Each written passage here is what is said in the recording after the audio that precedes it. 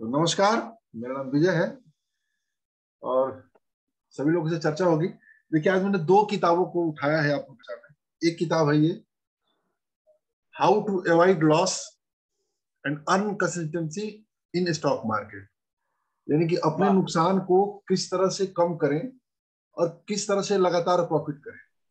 हालांकि ये जो पुस्तक है, ये पुस्तक इंग्लिश में है। ये लेखक कहता है कि ये पुस्तक हिंदी में नहीं है। मैं चाहता हूं कि वो पुस्तक हिंदी में हो, वो लेखक कहता है, लेकिन इसका यही। इतना इतना आसान इंग्लिश है, इतना आसान इंग्लिश है कि इसको कोई भी आसानी से समझ सकता है। बहुत ही बेहतरीन किताब है और मैं समझता कहाँ हूँ से कि मिलेगी सर? अमेजन पे मिलेगी। अच्छा अच्छा, ठीक।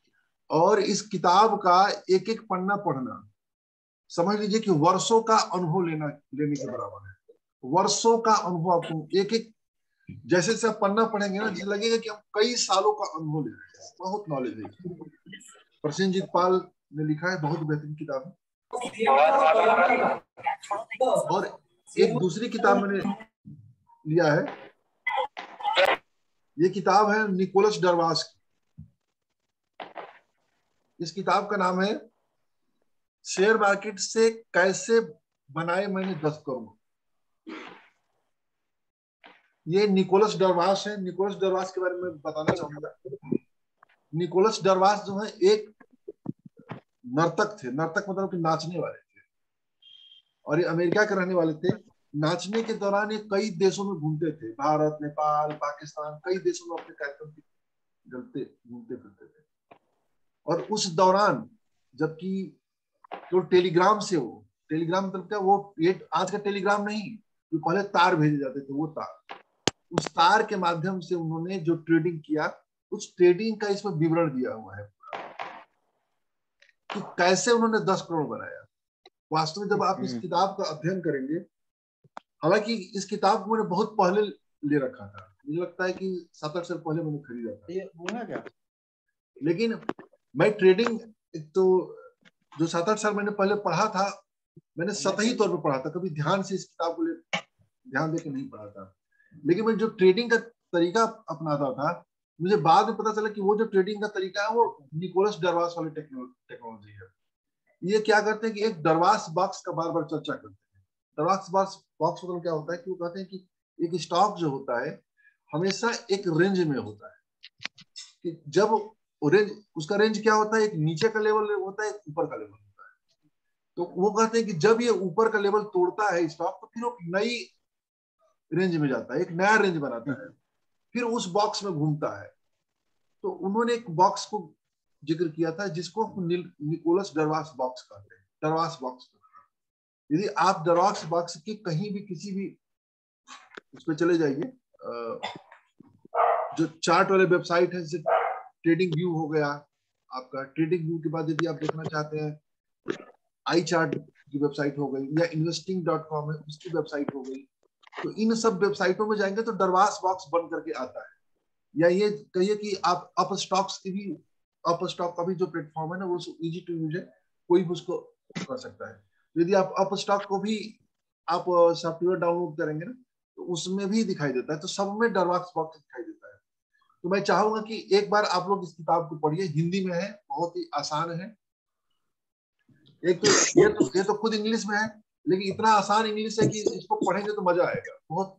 सर एक मिनट सर, इसका नाम पूरा लिख लेने दीजिए मुझे। हाँ, इसका इंग्लिश वाले का, हाँ, इंग्लिश वाले का सर। इंग्लिश वाले की किताब का नाम है how to avoid loss and earn consistently. Consistently, थोड़ा इंग्लिश अपना कमजोर है, इन द स्टॉक मार्केट। दूसरा है, इसके लेखक है, अच्छा ठीक है। इसके लेखक है प्रसेनजीत पाल। जी, और हो दूसरा गया है सर। शेयर मार्केट से कैसे मैंने बनाए 10 करोड़। इन दोनों किताबों का अध्ययन करिए। सबसे पहले इस किताब का अध्ययन करिए। ओके। आप इस किताब को पढ़ने के बाद महसूस करेंगे कि एक अपनी जो भी इन्वेस्टमेंट और ट्रेडिंग आइडियोलॉजी है ना, वो काफी बदल जाएगी। सोचने का नजरिया बदल जाएगा, स्टॉक मार्केट को देखने का नजरिया बदल जाएगा। तो बहुत ही जबरदस्त है। तो इसी किताब से मैंने पिछले संडे को ही मैंने नोट किया था, कुछ चर्चा किया इस किताब से, जो मैंने आपसे बताया था राजेश सर, उसे चर्चा जी नहीं हो जी पाई थी, उसी के बारे में जी आज हम जी चर्चा करेंगे। जी। मैंने लिखा हुआ है। अब जैसे कि हम लोग देखते हैं ना, कभी कई बार स्टॉक मार्केट में इन्वेस्टमेंट करते हैं, तो जैसे अभी आज ही मैंने एक चीज लिखा था, आप लोग इसको ग्रुप में देखे होंगे, कि एंटरटेनमेंट फिल्म का एक डायलॉग है, उसमें विद्या बालन लिखा कहती है, लिखा सर। विद्या बालन कहती है कि ये फिल्म इंडस्ट्री 3 चीजों पे चलती है, इंटरटेनमेंट, इंटरटेनमेंट, इंटरटेनमेंट। सेम उसी तरह से स्टॉक मार्केट में जो स्टॉक का मूवमेंट होता है ना, वो 3 चीजों पे चलता है, अर्निंग, अर्निंग, अर्निंग। अर्निंग से और सर एसेट का एक बात और, क्या?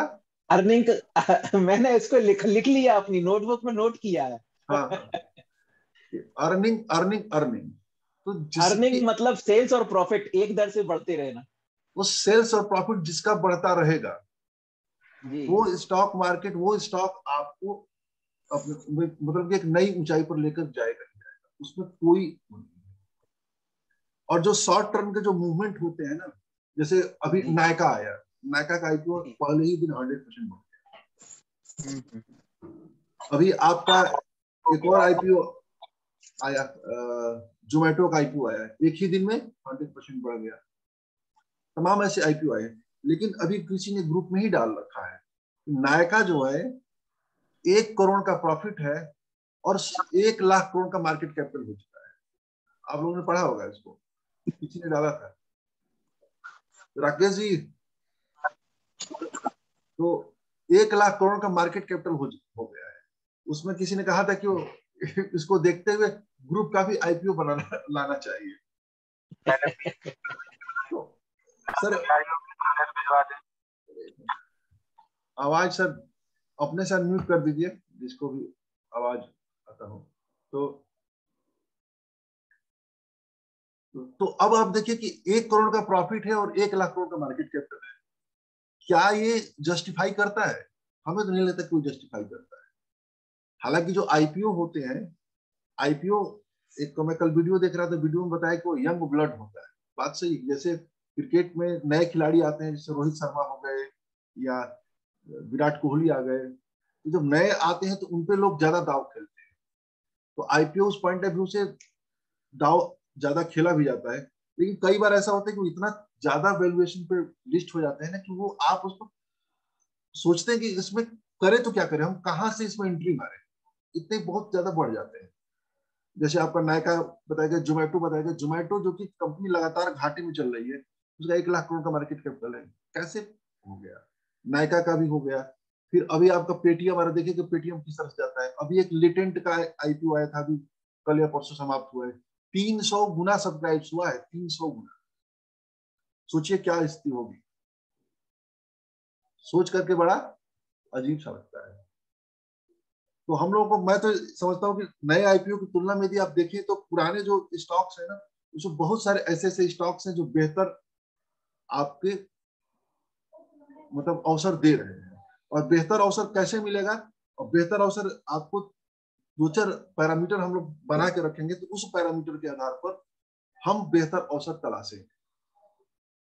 तो सबसे पहले तो मैं यही कहूंगा कि जो प्रॉफिट ग्रोथ वाला परसेंट है, उसको हम लोग देख लेते हैं कि प्रॉफिट परसेंट यदि किसी भी हम स्टॉक का लेते हैं, तो वो लगभग 10% के दर से ऊपर होना चाहिए। नंबर पहला चीज, कोई भी हम लोग स्टॉक देखते हैं तो सबसे पहले उसके मतलब अर्निंग हम चेक करते हैं, तो उसका सेल्स ग्रोथ देखें,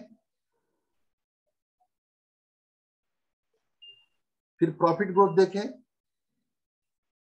फिर उसका स्टॉक का सीएजीआर देखें, फिर नेट प्रॉफिट देखें, net profit margin, net profit और नेट प्रॉफिट मार्जिन, फिर ऑपरेटिंग प्रॉफिट मार्जिन। ये 4-5 ऐसे ऐसे जो उसके सरोकार हैं, हमको आपको देखने चाहिए। जब हम आप लोग देखेंगे तभी हम इसको कुछ कर पाएंगे। तो हमें आपको उसको देखना है। तो एक चीज और, कि कोई कंपनी शॉर्ट टर्म में यदि प्रॉफिट ग्रोथ बहुत ज्यादा कर जाती है, तो हमें उसको ये नहीं समझना चाहिए कि वो हमेशा के लिए अस्थायी है। जिस स्टॉक को हम सिलेक्ट करते हैं वो लगातार बढ़ते रहना चाहिए। ये नहीं कि सिर्फ आज ही के दिन 1 साल के अंदर बढ़ गया तो हम उसको चुन लेते हैं। जैसे कई ऐसी कंपनियां होती हैं, तो हमको लगातार बढ़ते हुए देखना है। चुपचाप हम स्क्रीनर खोलते हैं, जैसे हम स्क्रीनर खोल लेते हैं, चलते हैं स्क्रीनर को। सबसे अच्छा मुझे स्क्रीनर लगता है, वो 1 मिनट, स्क्रीनर सबसे अच्छा हमको तो स्क्रीनर लगता है वेबसाइट के मामले में। आसानी से देखिए, हम स्क्रीनर खोल लेते हैं 1 मिनट।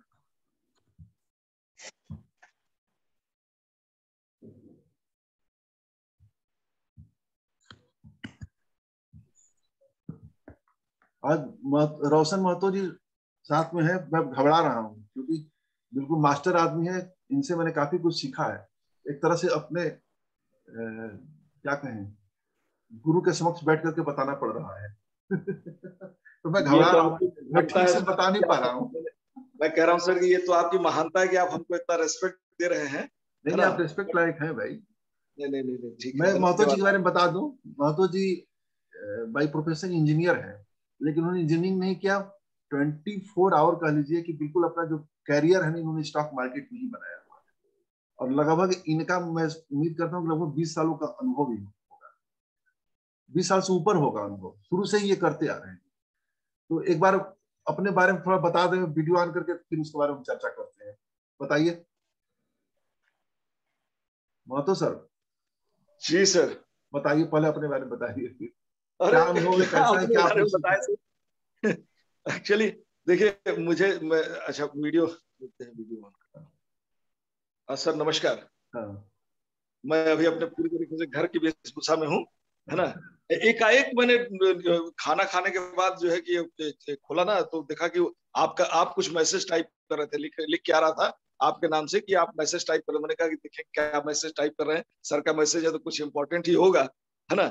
तो देखा कि वहां पर जूम मीटिंग के लिए, तो इसमें मैं हमेशा से इंटरेस्टेड रहा, तो मैंने कहा चलो भाई इस चर्चा में आज भी भाग लेते हैं। मौके पर देख लिया, है ना? एक्चुअली यहाँ पर जो है ना, बातें इतनी ज्यादा, फिर उसमें मैसेज होने लगता है ना कि फिर थोड़ा डिस्टरबेंस होने लगता है, इसलिए हम थोड़ा कम देख पाते हैं इस मैसेज। तो सर ऐसा था कि मैंने अपने पिताजी के साथ, मेरे फादर इंजीनियर थे इलेक्ट्रिसिटी बोर्ड में, तो उनके साथ मैंने अपना ये सफर शुरू किया था। तो 93 से हमारे फादर जो है कि वो पहले से इन्वेस्ट करते रहते थे शेयर मार्केट में, तो उनके साथ में इन्वेस्टमेंट में लगा रहता था। अकेला लड़का था, उनका जो भी इन्वेस्टमेंट का काम होता था वो चेक लेके और फॉर्म भरना, और उसको फॉर्म को भरना और जमा करना, बैंकों में जाकर लाइन लगा लगा के जमा करना, तो ये सब काम मैं करता रहता था। अच्छा, इसी दरमियान मुझे इसमें इतना इंटरेस्ट आने लगा, इतना मजा आने लगा कि 98 से मैंने फुल फ्लेजेड जो है कि शेयर मार्केट में काम करना शुरू किया। Full fledged in the sense कि मैं पढ़ाई भी करता था, ट्यूशन भी पढ़ा लेता था। ट्यूशन के जो पैसे मिलते थे, वो पैसे उन पैसों को मैं अपने शेयर मार्केट में इन्वेस्ट कर देता था। तो चूंकि मैं घर में अकेला लड़का था, मेरी 3 बहनें थी, तो पिताजी अकेले कमाने वाले थे। उनकी 98 में बाईपास सर्जरी हो गई। क्या वो चलेगा क्या? हेलो। हाँ बोलिए, बोलते नेटवर्क रहिए। प्रॉब्लम हो सर। हाँ, तो ये नेटवर्क। हुआ कि मैं अपने माँ पिताजी को छोड़कर बाहर कहीं नहीं जाऊंगा। फिर धीरे धीरे करते करते हुआ है क्या कि 98 से 2000 के बीच में जो मैंने इन्वेस्टमेंट किया, वो इन्वेस्टमेंट 2004-2006 के आसपास में, उस समय ग्लोबलाइजेशन का एक नया युग आ रहा था, तो उसका एक अल्टीमेट बेनिफिट मुझे मिला। और किस्मत की बात भी थी, एक लक फैक्टर भी काम किया, और मेरा कॉर्पस जो है बढ़ के काफी लंबा चौड़ा हो गया। करीब 18 लाख का कॉर्पस हो गया, 18 लाख का। बताइए, 2003-4 में 18 लाख का? हाँ, 2006 के आसपास, हाँ, 2006 2005। के आसपास। हाँ, और वो लगाया कितना पैसा था मैंने?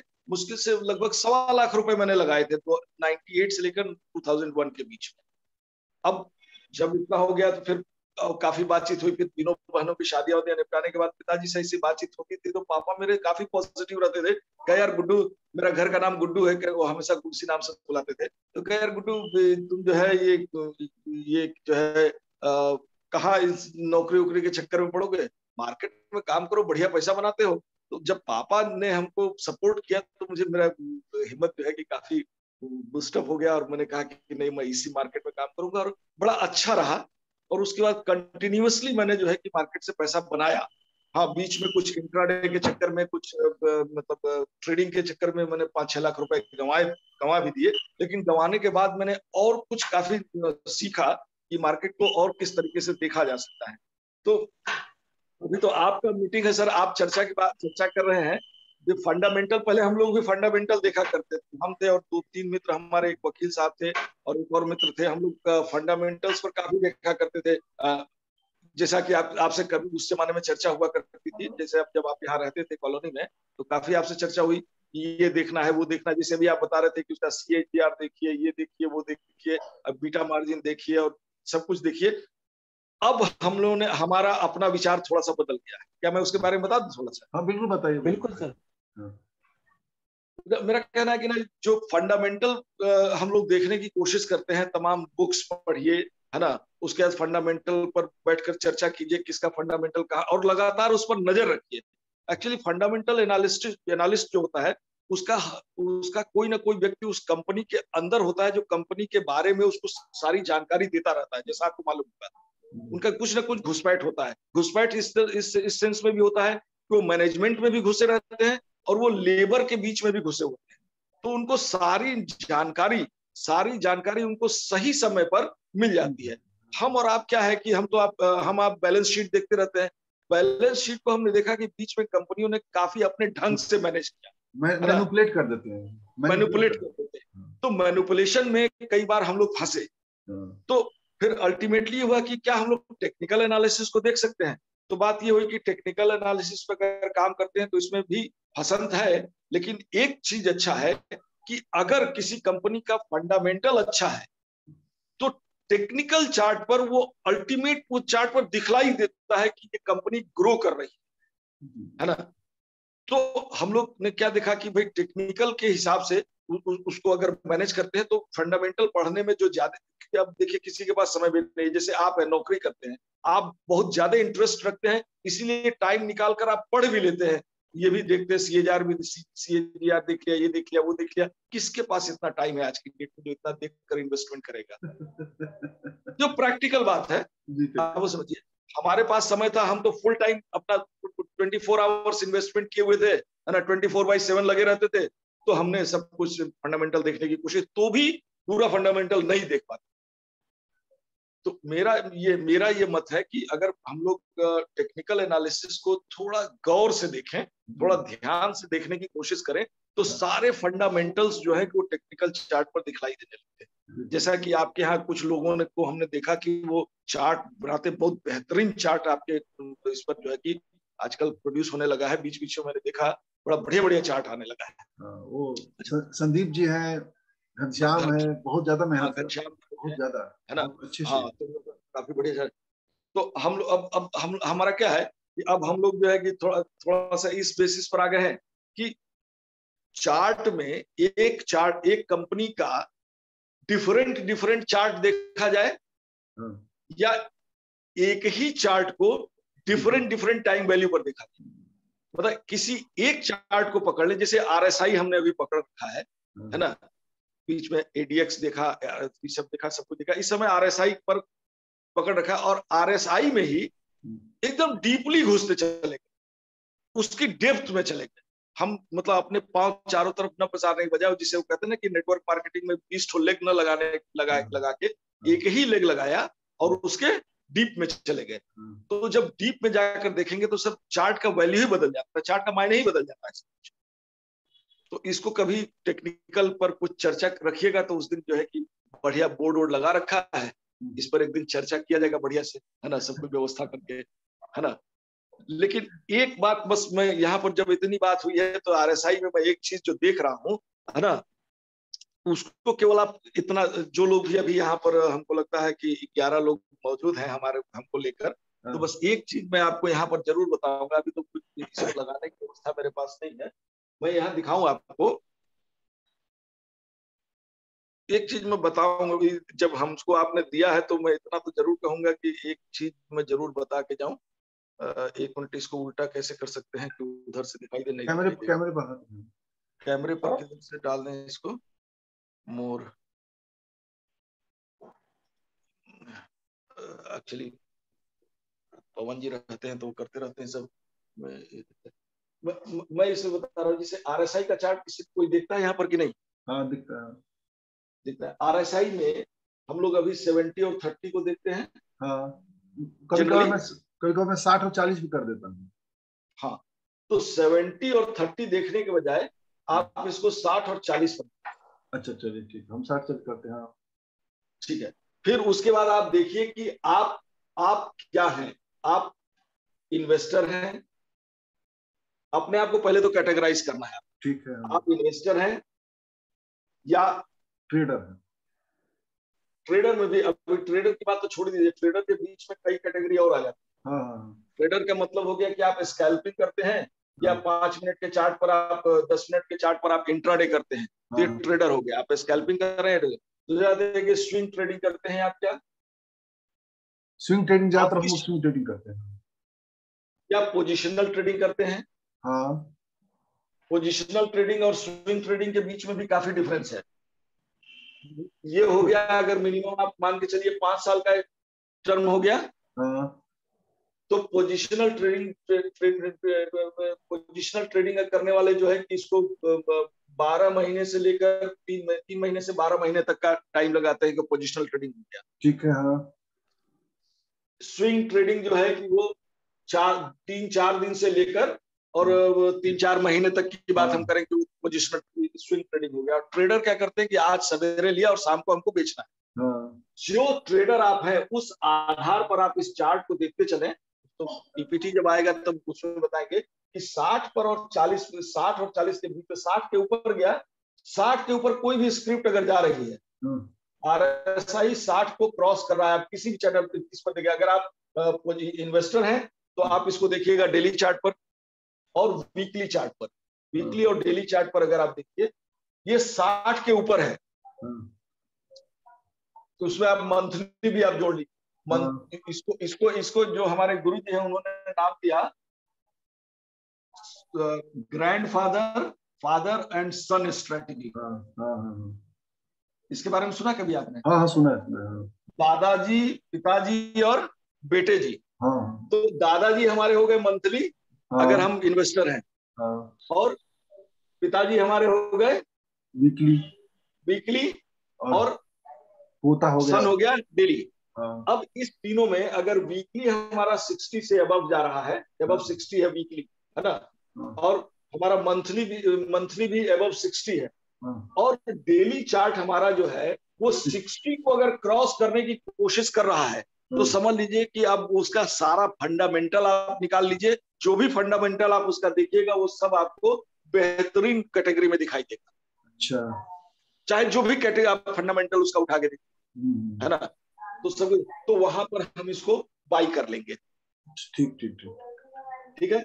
और उसके बाद जब भी ये नीचे 60 के नीचे आने की कोशिश करेगा, है ना, 60 को नीचे आके तोड़ा, वहां पर हम इसको सेल करके निकल जाएंगे। 60 और 40 के बीच में हमको कोई ट्रेड नहीं लेनी है। अगर 40 के नीचे गया तो हम सेल करके जाएंगे, और 60 के ऊपर गया तो हम बाई करके जाएंगे। इतना ही एक छोटा सा फंडामेंटल टेक्निकल ये लेके देखिए, अब कितना अल्टीमेट बेनिफिट मिलना शुरू हो जाएगा। बहुत बहुत बढ़िया, बहुत बढ़िया। अनिल सर, क्या कुछ नॉलेज हुआ, कुछ समझ में आया? हाँ बोलिए राजेश सर, बोलिए। सर ये सर जो बोल रहे हैं 60 और 40, इस 60 और 40 का क्या मतलब है सर? अब उस पे आते हैं। अब चलिए जब उसी पर चर्चा करते हैं। तो देखिए, स्टॉक जो होता है 2 तरीके से बढ़ता है जी। एक फंडामेंटल तरीके से, दूसरा होता है टेक्निकल तरीके से।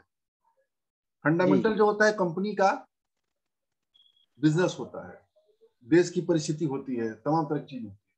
टेक्निकल जो होता है ना, वो टेक्निकल वो डेली आधार पर सब चलता रहता है। वो होता है कहते हैं कि इतिहास अपने आप को दोहराता है। तो टेक्निकल जो है ना, वो इतिहास के आधार पर होता है। उसमें देखा जाता है कि एक प्राइस विशेष पर, एक कीमत विशेष पर आने के बाद शेयर है तो बढ़ता है या शेयर है तो घटता है। उस पर डिमांड बढ़ जाती है, डिमांड घट जाती है। ये एक तरह से टेक्निकल विश्लेषण हो गया। मैं रफ आइडिया बता रहा हूँ। तो टेक्निकल विश्लेषण के कई तरीके होते हैं। जिसको मैं सबसे ज्यादा यूज करता हूँ, मैं अपनी बात करूँ मैं मूविंग एवरेज इस्तेमाल करता हूँ।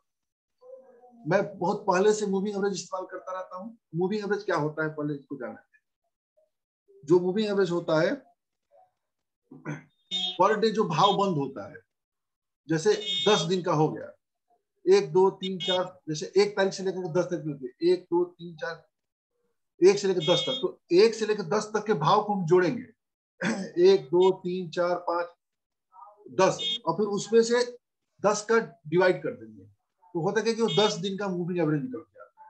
इसको हम SMA कहते हैं, सिंपल मूविंग एवरेज। एक और होता है एक्सपोनेंशियल मूविंग एवरेज, EMA। हम EMA को बाद में समझेंगे, पहले हम SMA को समझेंगे सिंपल मूविंग एवरेज को। अब जो सिंपल मूविंग एवरेज होता है, उसमें सिंपल मूविंग एवरेज में देखा जाता है, हमेशा प्राय देखने में आता है कि जो स्टॉक होता है ना, वो एक विशेष मूविंग एवरेज को क्रॉस करता है तो बढ़ता है, और एक स्पेशल मतलब विशेष मूविंग एवरेज को काटता है नीचे की ओर तो घटता है। तो इसमें मुख्य रूप से कौन कौन से मूविंग एवरेज इस्तेमाल किए जाते हैं, नोट करिए। पहले 10 दिन का मूविंग एवरेज, उसके बाद 20 दिन का मूविंग एवरेज, 50 दिन का मूविंग एवरेज, 100 दिन का, फिर 200 दिन का। ये 5 मूविंग एवरेज हमेशा करके इस्तेमाल किया जाता है। अब जैसे हमको देखना है,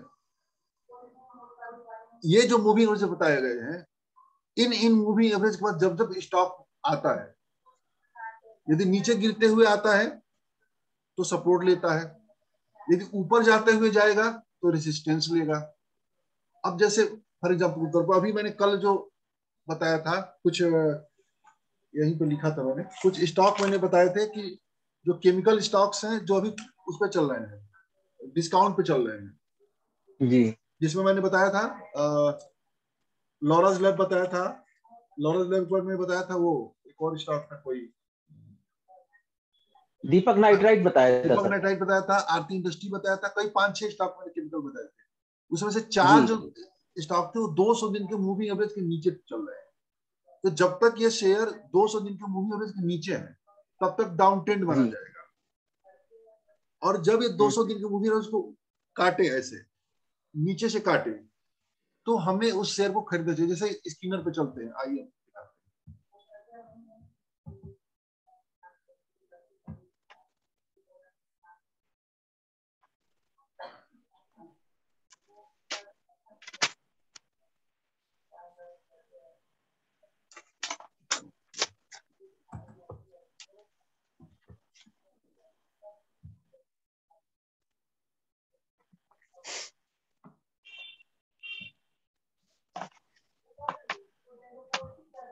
ये देखिए सर, ये लॉरस लैब का सर वो है, ये चार्ट देख रहे हैं सर।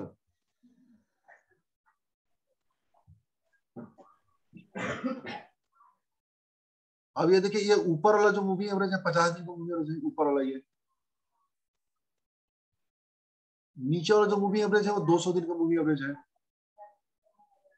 तो अभी ये जो स्टॉक है ये 200 दिन के मूविंग एवरेज के नीचे ट्रेड कर रहा है जी। जब ये इसके ऊपर जाएगा, ये काट करके ऊपर की तरफ जाएगा, तो हमें खरीदना चाहिए।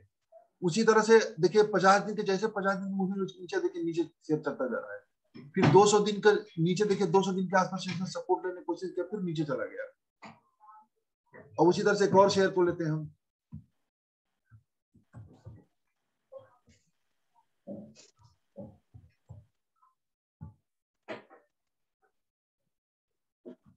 ये आरती को देखिए सर, आरती इंडस्ट्री को। अब देखिए आरती इंडस्ट्री को, ये देखिए, ये 50 दिन के मूविंग एवरेज दिखाई दे रहा है, 50 मूविंग एवरेज के नीचे ये है। अब ये जब ये शेयर 50 दिन के मूविंग एवरेज को ऊपर चला जाए तो हमें उस शेयर को खरीदना है, और जब तक नीचे रहेगा तब तक हमें उससे दूर रहना है। ये मूविंग एवरेज का कॉन्सेप्ट है। तो हमें क्या करना है, जैसे 20 दिन के बाद मूविंग एवरेज के पास आवे शेयर, हमें खरीदारी करना है, और 50 दिन के मूविंग एवरेज को हम स्टॉप लॉस रखना है। या 50 दिन के मूविंग एवरेज के पास हम खरीदारी करते हैं तो 100 दिन के मूविंग एवरेज को स्टॉप लॉस रखते हैं, ठीक है ना। या 100 दिन के मूवी एवरेज पर खरीदारी करें तो हम क्या करें कि 200 दिन के मूवी एवरेज को स्टॉप लॉस रखें। तो हम यदि इस तरीके से ट्रेडिंग करेंगे तो हमारा ट्रेडिंग सुरक्षित रहेगा। तो जो टेक्निकल टर्म्स इस्तेमाल किए जाते हैं, जैसे हमने तो मूवी एवरेज को बताया, हम सबसे ज्यादा इसको इस्तेमाल करते हैं। आरएसआई हम कभी कभार इस्तेमाल करते हैं। तो इन्होंने कहा आरएसआई, तो अब हम आरएसआई पे चलते हैं।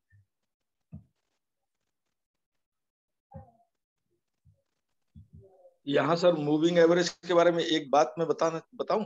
हाँ, अरे सर स्वागत है सर, बोलिए। अरे स्वागत नहीं, मेरा अपना जो एक छोटा सा एक्सपीरियंस है वो ये रहा मूविंग एवरेज के बारे में कि सर 20 डेज मूविंग एवरेज को ही हमने जो है कि मान के चला कि ये इसको हम लेके चलते हैं अपने इन्वेस्टमेंट के लिए और लॉन्ग टर्म इन्वेस्टमेंट के लिए। 20 डेज मूविंग एवरेज को अपने चार्ट पर खोलिए आप, है ना, उसी जो चार्ट को आप लॉरस का खोले थे उसका 20 डेज मूविंग एवरेज लगाइए और 20 डेज मूविंग एवरेज को वीकली पर देखिए, वीकली पर। तो एक बात निकल के आई थी जो हमारे गुरुजी ने मुझे बताया कि वीकली पर जब आप इसको देखेंगे, जब भी वो वीकली चार्ट वो 20 डेज मूविंग एवरेज के ऊपर चल रहा है तो आप 101% इसमें इन्वेस्टेड थी। जी बिल्कुल जी। और जैसे ही ये उसको टच करने की कोशिश करे तो आप सतर्क हो जाइए, अगर उसको तोड़ देता है तो आप उससे बाहर जी जी। अगर लॉन्ग टर्म आप कर रहे हैं तो जी जी जी। हाँ, और फिर जब ऊपर क्रॉस करे फिर खरीदारी करें। हाँ, ऊपर चला जाए तो फिर खरीदारी करें। तो अगर 3-4 स्टॉप लॉसेस भी अगर होते हैं तो आपको नुकसान नहीं होगा। जी जी जी, अब सही। हम अभी मैं ट्रेडिंग व्यू अपना खोलता हूँ, उस ट्रेडिंग व्यू खोलूंगा तो देखेंगे उसमें पहले से पड़ा रहता है मेरा।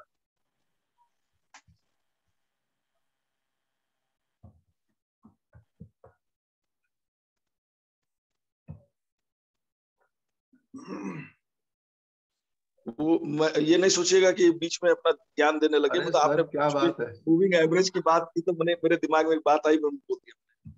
ये जो बता रहे हैं 20 दिन का मूवी एवरेज ना, मैं भी 20 दिन के मूवी एवरेज को ही इस्तेमाल करता हूँ ट्रेडिंग पॉइंट ऑफ व्यू से।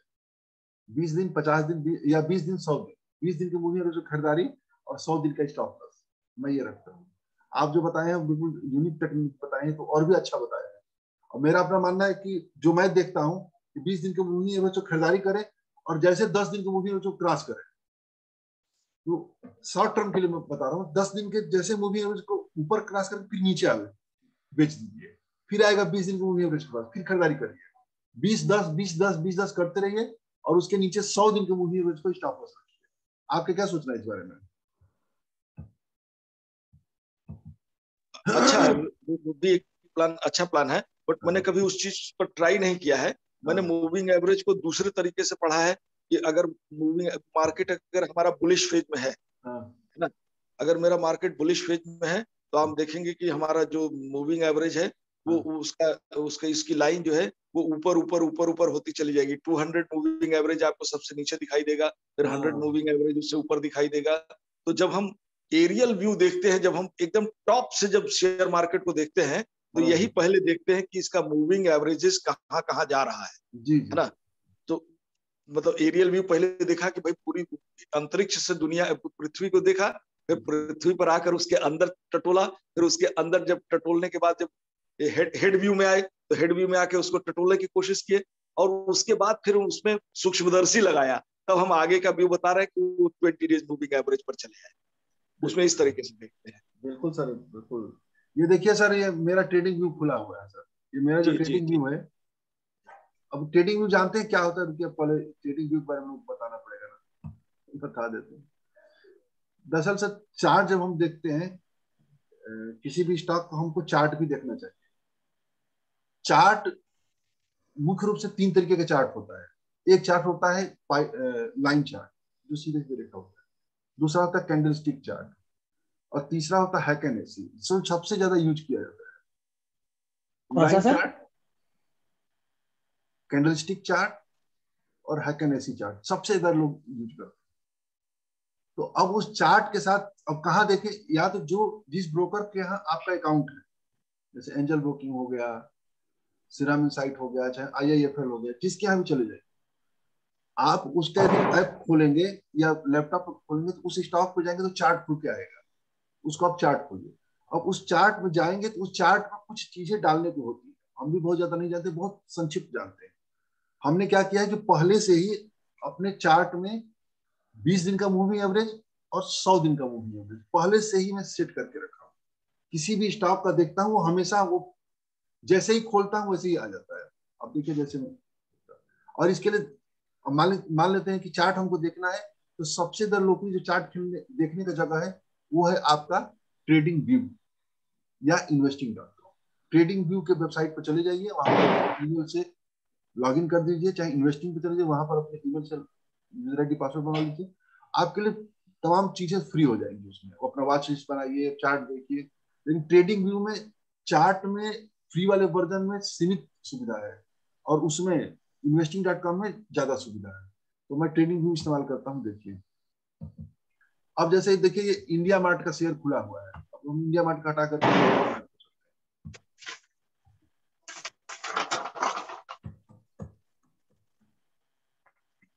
लॉरेंस लैब हमने ये खोल दिया। ये लॉरेंस लैब का चार्ट खुल गया। ये देखिए, ये जो ऊपर लाल वाला दिख रहा है, ये दिख रहा है ना सभी को? जी जी जी। ये जो लाल वाला दिख रहा है ये 20 दिन का मूविंग एवरेज है जी। और ये जो नीला वाला दिख रहा है ये आपको 100 दिन का मूविंग एवरेज है। अब हम इसमें से देखिए, हमेशा ये मेरा डेली चार्ट शेप हो रहा है। देखिए डेली चार्ट। अब हम यहाँ से क्लिक करेंगे तो रोशन सर कह रहे थे वीकली देखिए। देखिए वीकली देखिए, ये वीकली खुल गया। इसी तरह से आप मंथली खोल के देखिए, ये नीचे आइए, 1 मंथ खुल गया। ये चार्ट अलग अलग तरीके से खुलता है। मैं सबसे ज्यादा डेली ही देखता हूँ, डेली और वीकली देखता हूँ। डेली पे चलते हैं। तुम और नए लोगों के लिए सर वो लाइन चार्ट के बजाय वो लगा दीजिए, वो कैंडल स्टिक चार्ट। तो कैंडलस्टिक लगा देते हैं। नए लोगों को समझने में सुविधा होगी। ये इतना ज्यादा बन जाता है कि कैंडलस्टिक मुझे समझ में नहीं आता, डिस्टर्ब होने लगता है। कैंडलस्टिक लाइन थोड़ा पे ही चलते। बहुत ज्यादा दिन का है ना, उसको और फैला दीजिए, थोड़ा दूर हो जाएगा। कैसे नहीं फैल अरे पा रहा है इसको। अभी उतना ज्यादा इसका हमें वो नहीं है, मास्टरी इसका नहीं है। इसलिए मैं केवल लाइन चार्ट ही इस्तेमाल करता हूँ। मैं कभी कैंडलस्टिक बहुत कम इस्तेमाल करता हूँ। लाइन पे ही चलते हैं। अब ये देखिएगा, तो मैं जो शेयर खरीदने की सलाह देता हूँ या यूं कहें कि खरीदने की बात करता हूँ, तो ये जो देखिए एक जो हल्के ब्लू कलर का है, ये स्टॉक का प्राइस भाव चल रहा है। ऊपर नीचे दिख रहा है ना सर? दिख रहा है कि नहीं दिख रहा है? जी। हाँ। किसी को कोई कंफ्यूजन है? नहीं सर, नहीं। तो दिख रहा ये है सर पूरा। लाइट, जी बिल्कुल, लाइट ब्लू जो है स्टॉक का प्राइस है। स्टॉक का प्राइस है। जी। फिर शेयर करता हूँ। लाइट ब्लू स्टॉक का प्राइस है। ओके। ये लाल जो रंग है वो 20 दिन का मूविंग एवरेज है और 100 जी। दिन का है ये मूविंग एवरेज, ब्लू कलर का, यानी नीले जो वाला ब्लू बैगनी कलर कलर का, का। डार्क ब्लू, हाँ। तो टेक्निकल। जब शेयर, पहले चीज को, ये जो प्राइस का जो चार्ट है वो इसके ऊपर होना चाहिए, इन दोनों के ऊपर। पहले तो ये सोचिए। नंबर पर यानी जो शेयर का भाव है 20 दिन के मूविंग एवरेज के ऊपर होना चाहिए, 100 दिन के भी ऊपर होना चाहिए। तो सबके तभी एक आपको खरीदारी के लिए आदर्श माहौल मिल पाता है। जैसे एक दूसरे में स्टॉक को खोलते हैं, जैसे कि इसको खोले हम, कोफोर्ज खोलते हैं।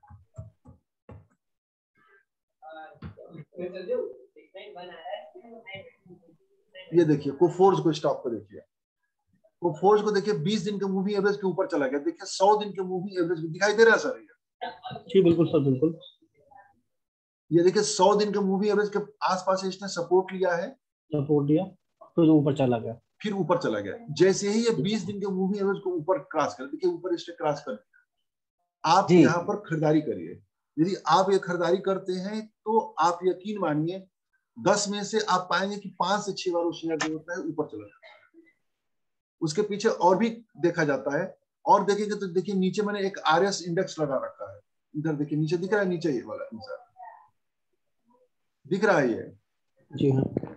देखिए मैं अभी आप लोगों को कहूंगा कि टेक्निकल चीजें तो एक दिन में समझ में नहीं आती है। अभी हम भी कुछ नहीं समझे तो अभी तो आप लोग बिल्कुल नए नए।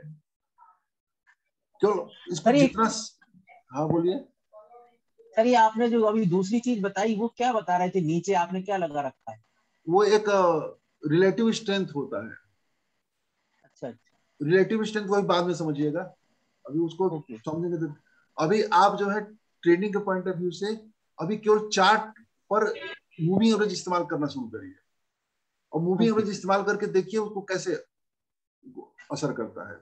आप यकीन मानिए बहुत ही बिंदास ट्रेडिंग आप करेंगे। किसी भी स्टॉक को उठाइए, मूविंग जैसे ये कोफोर्ज कर दिया, कोफोर्ज के बाद अब एक और कोई स्टॉक ले लेते हैं, जैसे केएनआर कंस्ट्रक्शन ले लेते हैं। जी। अब केएनआर कंस्ट्रक्शन ये केएनआर देखिए 20 दिन के मूविंग एवरेज के नीचे चला गया, अब देखिए 100 दिन के मूविंग एवरेज के बिल्कुल पास चला गया है ये। यदि 100 दिन जी के मूविंग एवरेज को नीचे तोड़ देता है तो और जी। स्टॉक और नीचे चला जाएगा। अब वो दूसरे का स्टॉक ले लीजिए कोई,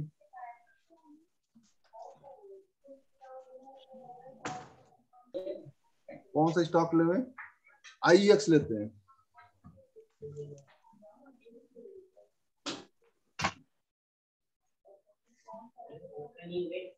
अब ये देखिए सर, आईईएक्स को दिख रहा है सर, आईएक्स 20 दिन के मूविंग एवरेज के बाद बिल्कुल देखिए यहाँ से करीब से करके उठा है, ये ऊपर जा रहा है, ऊपर जी। तो मूविंग एवरेज को पहले आप शुरुआती चरण में जब भी आप लोग ट्रेडिंग करिए, इन्वेस्टमेंट करिए, तो मूविंग एवरेज को आधार मान के चलिए। अब रोशन सर ने moving average number 1 moving average को कहा, 20 दिन के मूविंग एवरेज को, फिर आरएसआई की बात करते हैं। इसमें आरएसआई का भी सेट करते हैं, देखते हैं। इसको हटाना पड़ेगा, आरएसआई इसको हटाना पड़ेगा। इसमें से हम जाते हैं,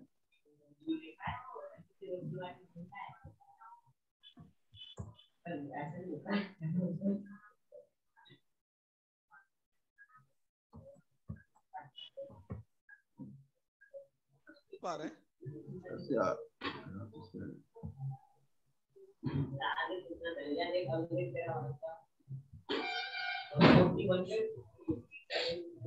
आरएसआई नहीं आ रहा अभी।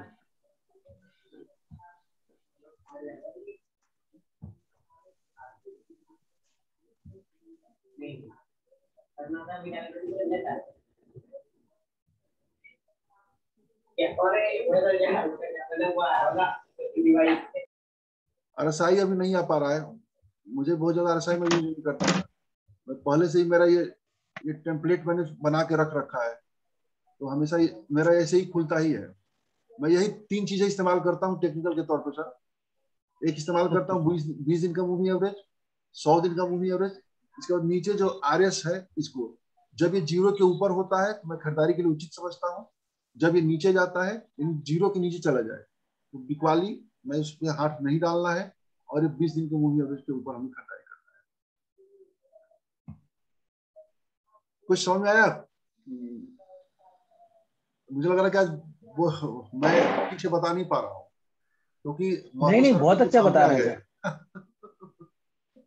अच्छा बता रहे हैं सर, बहुत बढ़िया। तो अब कैसे, जैसे अब हमको क्या करना है कि सबसे पहले हमको स्टॉक सेलेक्ट करना है, फंडामेंटली स्ट्रॉन्ग स्टॉक को। फंडामेंटली स्ट्रॉन्ग कौन से स्टॉक को, जिसके बारे में मैंने पहले बता रखा है कि रिटर्न रेशियो वगैरह देख करके एक बार मैंने चर्चा किया है, आप लोग जानते हैं उसको, कि किस तरह के स्टॉक को फंडामेंटल स्टॉक कहेंगे।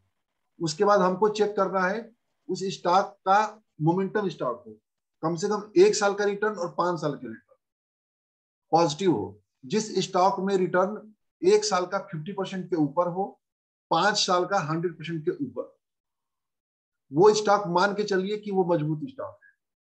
1 साल का 50% के ऊपर और 5 साल का 100% के ऊपर। उसके बाद उस स्टॉक को आप लोग मूविंग एवरेज के हिसाब से सेट करिए। उस पर 20 दिन के मूविंग एवरेज को आधार मानिए, और 20 दिन के मूविंग एवरेज के जब ऊपर जाए तो खरीदारी करिए। जब नीचे चला जाए, जैसे महतो सर कह रहे हैं कि ऊपर बना रहे तो खरीदारी किए रहेंगे, नीचे चला जाए तो बेच दीजिए। तो मेरा इनके मैं बातों से बिल्कुल इत्तेफाक कर रहा हूं। जो 20 दिन का मूवी है जब तोड़ देवे तो निकल जाइए, फिर जब घूम के फिर ये ऊपर जाए जब ये घूम के ऊपर जाए तो फिर से खरीदारी करिए। और इसको किस पे करना है, डेली पर और मंथली पर। अब इस पे करिए, इतना भी हम करना शुरू कर देते हैं ना तो भीड़ से अलग हो जाते हैं। कम से कम हमारे पास शेयर खरीदने के आधार होते हैं।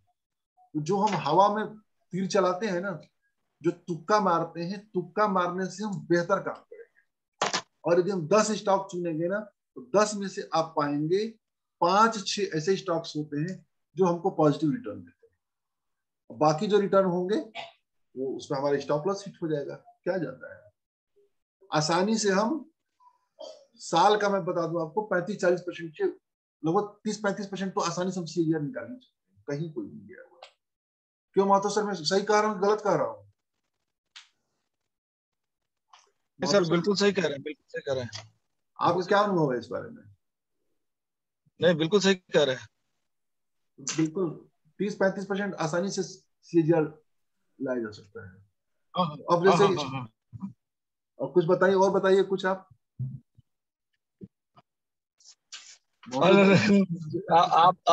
आप अपनी मीटिंग कंटिन्यू कीजिए सर। हमको आप बताएं, हमारा मुंह खुलता है तो फिर बंद नहीं हो पाता समस्या। बोलिए बोलिए, बोलते रहिए। आपको आपके अनुभव का, नॉलेज का सबको फायदा होगा ना। नहीं नहीं, हम ठीक है, वो अरे आप जिस पर्पज से मीटिंग पहले अरेंज किए उसको फुल कीजिए, है ना। पर्पज कुछ नहीं होता, पर्पज यही है कि आपस में चर्चा चर्चा होती है, हमको भी कुछ नॉलेज होता है, आपको भी कुछ नॉलेज होता है, इसी में काफी चीजें होने लगती है।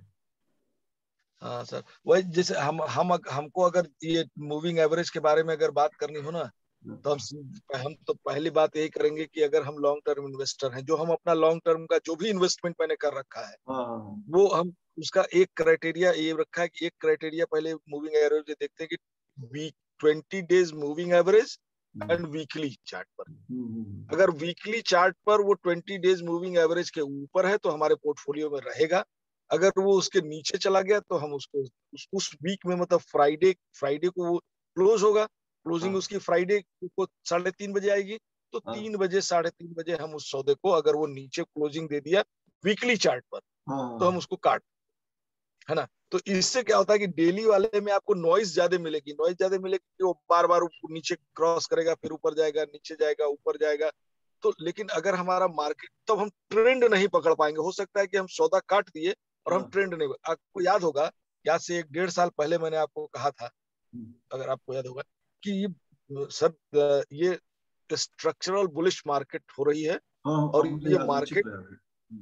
है ना, ये मार्केट जो है वो बहुत, मतलब लोग सोचते रह जाएंगे यार गिरेगा तब खरीदेंगे, गिरेगा तब खरीदेंगे, गिरेगा तब खरीदेंगे। न ये गिरेगा और न कोई खरीद पाएगा, है ना। और ये मार्केट बहुत ऊपर चली जाएगी, अगर आप ध्यान दिए मुझे होंगे तो। मुझे बखूबी याद है, बखूबी याद है। ये हाँ, आप ही का नहीं तो है, हमारे हमारे एक मित्र है दिनेश जी, इस ग्रुप में अभी मीटिंग में नहीं है, कभी कभार आते हैं।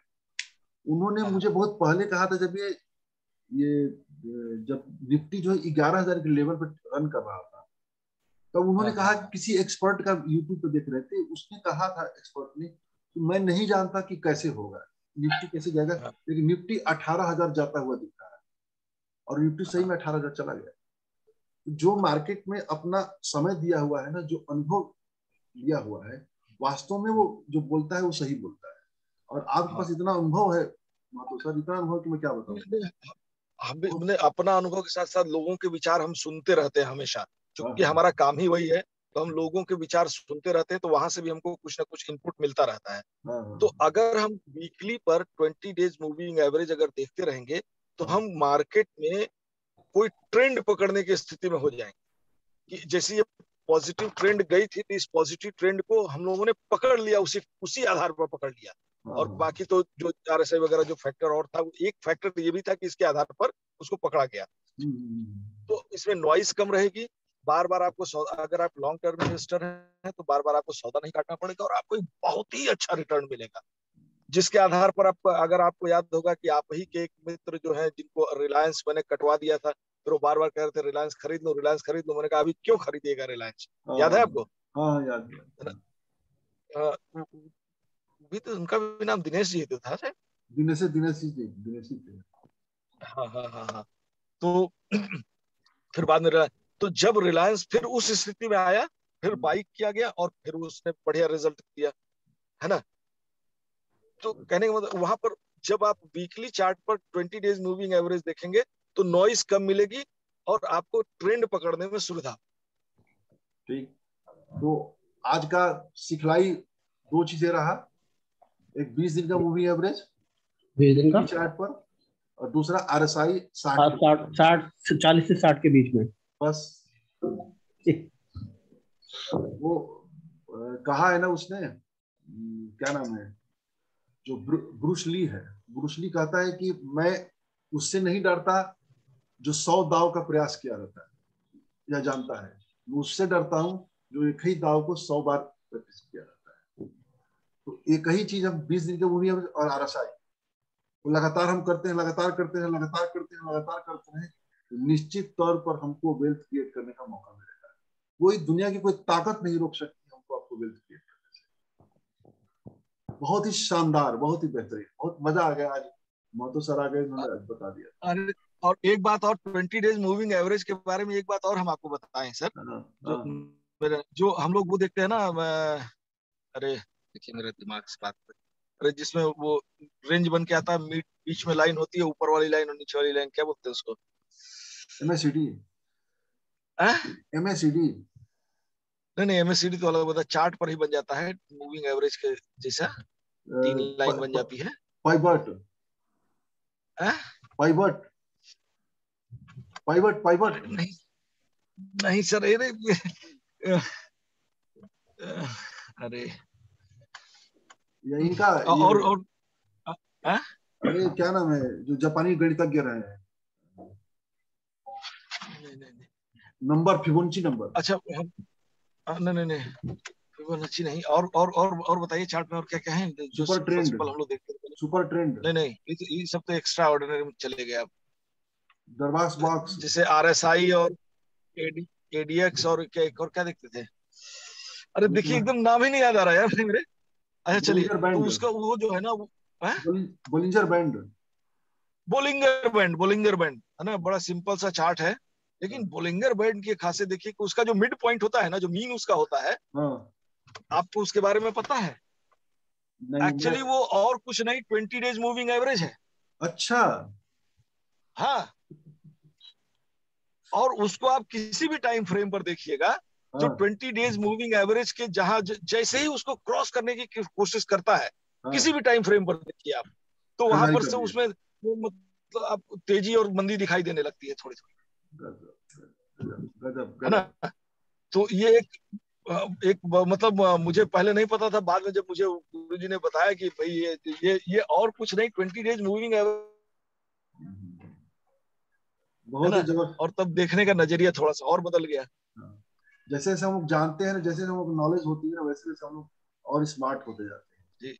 और स्मार्ट लोग पैसा चार्ट तो सर डेली जो है ना, हम अगर कुछ भी नहीं जानते, बस हम नए लोगों को जो यहाँ पर अभी शायद 9 लोग हैं, 8-9 लोग जो भी चार्ट के बारे में, जो लोग जानते हैं कि नहीं जानते, मैं नहीं जानता, लेकिन मैं इतना जरूर कहूंगा कि सर चार्ट के बारे में एक जमाना था कि जब आप भी हम यहाँ रहते थे तो उतना जानकारी हमको भी नहीं था। मैं उस समय फंडामेंटल के बारे में बात करता था ज्यादा, है ना।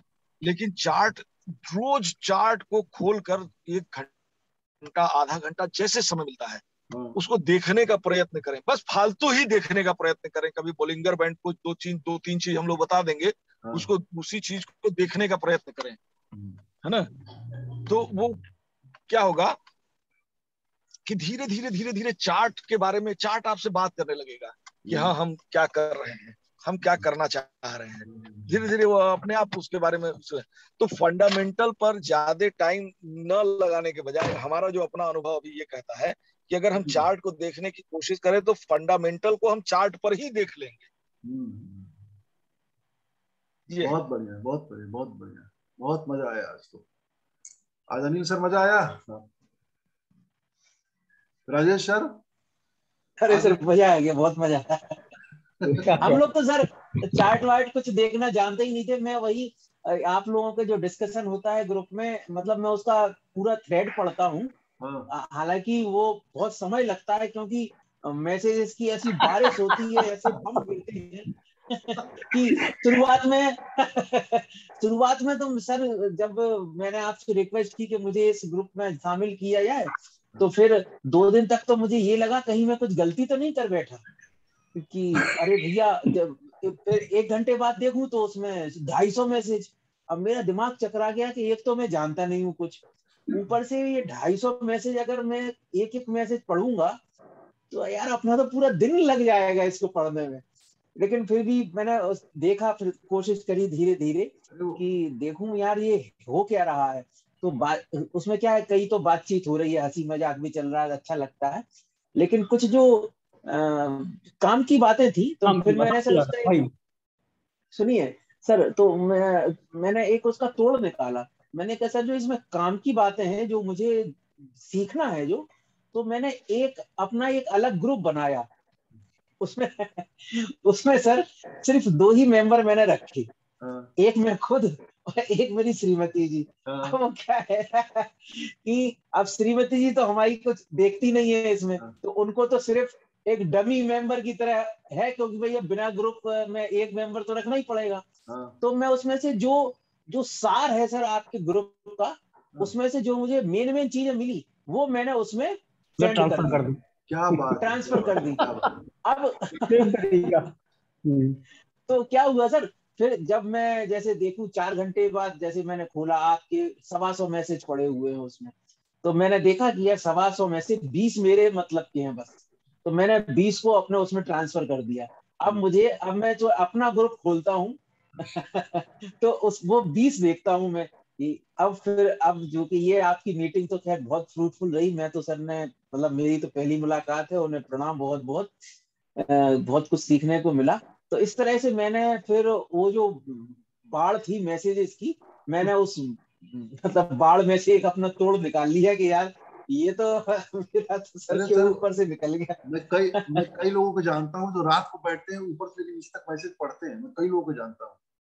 नहीं सर, मैं भी पूरे थ्रेड पढ़ता हूँ सर आप लोगों के, मतलब आज तो क्या हुआ कि 450 मैसेज हो गए। अब मैं सोचा यार कि 450 से मैं कैसे निपटूंगा। तो मैं बैठा, मैंने कहा 1 घंटे में 1 घंटा लगेगा मुझको।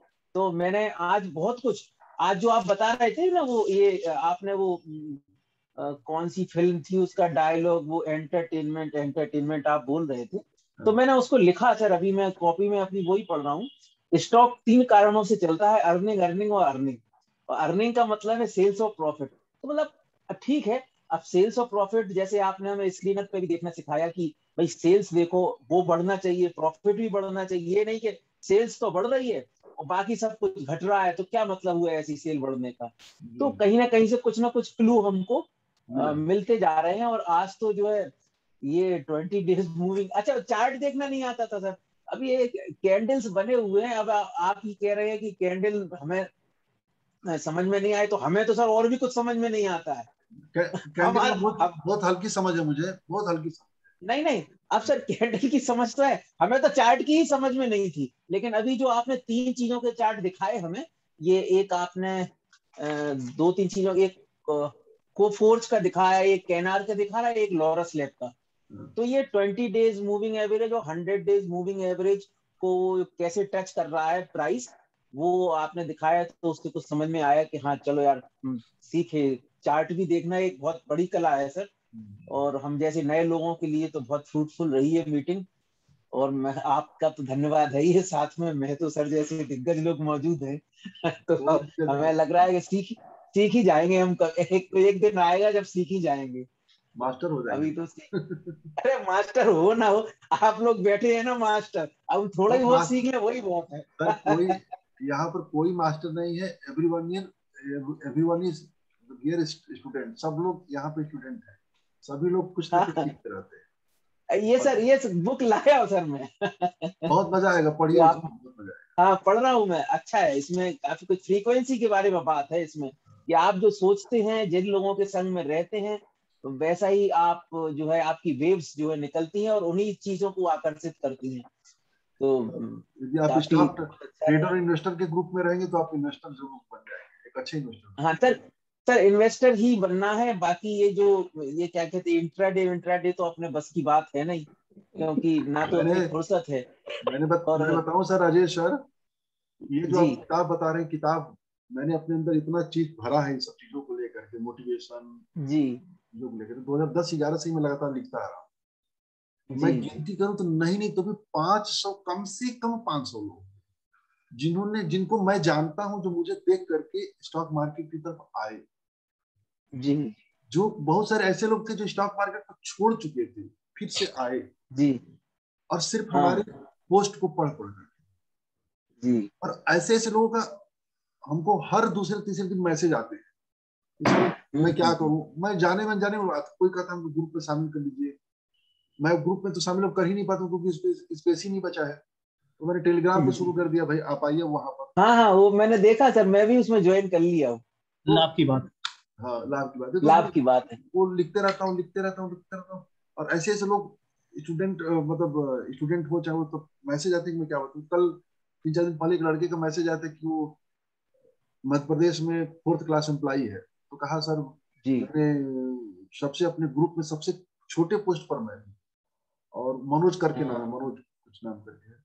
मैं सबसे अच्छे छोटे पोस्ट पर हूँ, और हमारे मित्र जो है ना, सब बड़े बड़े पोस्ट पर हैं। मुझे बड़ा हीन भावनाग्रस्त होता है उनके बीच में जाते हुए। जी और मैंने आगे बढ़ने के लिए बहुत कुछ प्रयास किए, बहुत कुछ नुकसान उठाए। उसने कहा कि लेकिन सर अब मैंने सब छोड़ दिया था, मैंने मान लिया था कि हमारी नियति हो गई, अब मैं कुछ नहीं कर पाऊंगा। लेकिन आपके जी पोस्ट पढ़ करके अब मुझे ऐसा लग रहा है कि मैं भी कुछ कर सकता जी हूँ। फिर उसने जो है हमसे कुछ इन्वेस्टमेंट वगैरह के बारे में हल्की फुल्की जानकारी ली। अब वो इन्वेस्टमेंट स्टार्ट करेगा। चलिए, जो भी उसकी 42 साल 43 साल उम्र हो रही है, अब हम अतीत को तो नहीं बदल सकते, बिल्कुल बिल्कुल सर, वो तो है ही है। लेकिन हम जब भविष्य को जागे तो तभी बदल ही सकते सवेरा। हैं। जी हम सुधार भविष्य को सकते तो हैं, बदल ही सकते हैं। सुधार और सकते यदि हम अपने स्किल पर काम करें, अपनी योग्यता पर काम करें, इसी इन्वेस्टमेंट पर जितना हम ज्यादा काम करें, तो थोड़े समय में ही हम किसी और को पीछे कर सकते हैं। आप हम चला कि कोई आदमी जो काफी पहले से इन्वेस्टर है और साधारण लेके चल रहा है, कोई आदमी आया, कोई ऐसे अपनी स्किल डेवलप कर लिया कि 1 साल के अंदर अंदर 300-400% ग्रोथ करने वाले स्टॉक चुन ले रहा है, तो सबको पीछे कर देगा वो। जी और ये ऐसा अवसर है सर, स्टॉक मार्केट, जहां पर कोई भेदभाव नहीं है, जहां पर कोई आरक्षण नहीं है, या कुछ भी नहीं, सबके लिए समान अवसर है। सबके लिए जी समान अवसर है। जितना चाहे उतना आप आगे बढ़ सकते हैं, जितना चाहे उतना आपको लगता है कि आपके पास पैसा नहीं है इन्वेस्टमेंट के जी लिए, आप इसके लिए सलाहकार का काम करना शुरू कर दीजिए। आप फाइनेंशियल एक्सपर्ट बन जाइए। देखिए, आपको लोग आएंगे स्टॉक मार्केट में इन्वेस्टमेंट के लिए, म्यूचुअल फंड में इन्वेस्टमेंट के लिए, वहां से आपकी एक अर्निंग शुरू हो जाएगी, उस पैसे से इन्वेस्टमेंट स्टार्ट करिए। मतलब जी मल्टीपल साधन है। राकेश झुंझुनवाला का पढ़ेंगे तो वो कैसे कहते हैं कि 5,000 रुपए से शुरुआत किया था, आज के 36,000 का वो हो गया, जी फंड हो गया।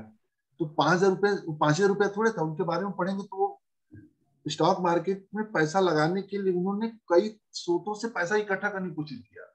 वो दूसरे लोगों का पैसा लेकर के स्टॉक मार्केट में इन्वेस्टमेंट करते थे। अब मान लीजिए हमारे पास स्किल हो गया, तो हम जो है साल में 30-40% रिटर्न लेकर के आ सकते हैं। हम किसी के पास गए, जी ऐसा है कि भाई आप पैसा हमको दीजिए, हम आपके पैसे पर स्टॉक मार्केट में इन्वेस्टमेंट करेंगे। हम आपको 40%, आप 30% या 20, जो भी हो, इतना परसेंट हम आपको रिटर्न की गारंटी देते हैं, इसके ऊपर हमारा हो जाएगा। तो कोई मना करेगा क्या? कोई नहीं। बहुत अच्छा ग्रोथ है सर। तो रखते हैं सर। मुझे उम्मीद है कि आज चलिए, की जो मीटिंग है, जो भी सिखलाई है, रोशन सर की वजह से उनका पोर्टफोलियो रोशन करेगा। बिल्कुल सर। बहुत बहुत धन्यवाद। Thank you sir. नमस्कार, फिर मिलते हैं किसी और